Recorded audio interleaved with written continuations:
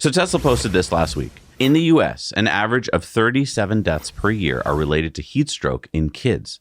That's why we developed Cabin Radar, a 4D imaging sensor that requires little power and can detect respiration through organic, non-metallic occlusions, such as car seats. Cabin Radar first row sensing comes standard on new Model Y and Model 3 plus Cybertruck and will be enabled on 2022 or later Model Y via over-the-air update.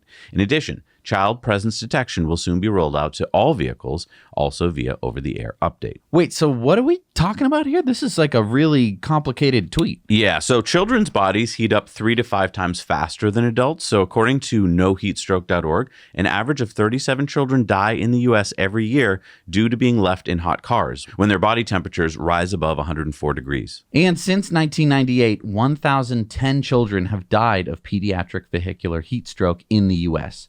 More than half of these children are under the age of 2. So Tesla's introduction of Cabin Radar directly addresses this issue by using a 4D imaging sensor to detect a child's respiration through car seats, even when it's obscured. Okay, so this is a bit complicated. Cabin Radar front row sensing now comes standard in the new Model Y, Model 3, and Cybertruck. Right, and it'll be enabled by a software update on 2022 and newer Model Ys via an over-the-air update. And this is a separate thing. The child presence detection, which can tell if a child has been left in the car, even the rear seats, will soon be coming to all Teslas via an over-the-air software update. Now, here's the problem, I think, with this post. It's very important, and yet Tesla didn't really follow up on details. I think it's because it hasn't arrived yet.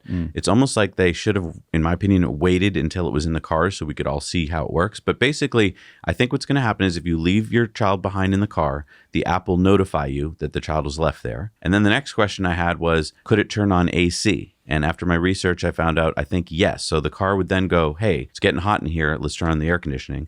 And then lastly, could the car call for help if no one's responding? And the answer to that appears to be yes as well.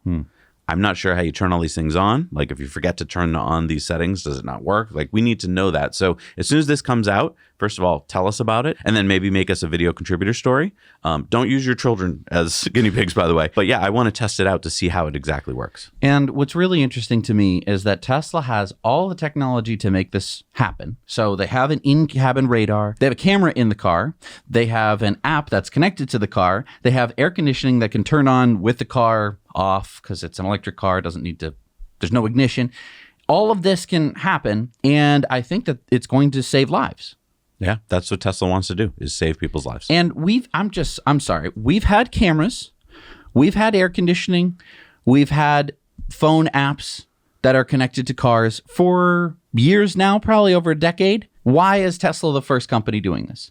Right, because it doesn't help sell cars for the other car companies. And why wouldn't it? I know, right? They just don't think about it. I mean, and let me be clear. In the Ford, for example, our Ford Lightning that we have sold, it used to say, check rear seats for occupants every time you left the car. So the screen would pop up saying like, hey, sir, just check if there's anyone in the back seat. There's nobody in the back seat. There was nothing on the seats, nothing. It would just tell you every single time, which means that you're going to ignore it. I think it's because people don't want to admit that they might forget their kid in the car. Okay.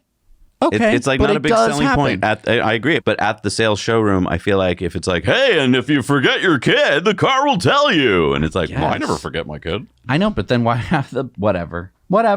I'm just so glad that Tesla's implementing this because hopefully, I mean, you might say, well, oh, Tesla's so special. This might become a standard feature. I mean, the government might even be able to step in and say, like, this is something we're going to mandate in cars. Yeah. It's a possibility.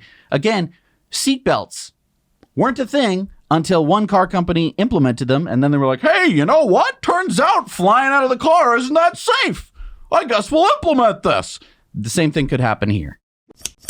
Hey, everybody. Thanks so much for watching Now You Know Clips. You can watch full episodes of Tesla Time News on Tuesdays and in-depths on Fridays. Just click the link down below and head over to the Now You Know channel.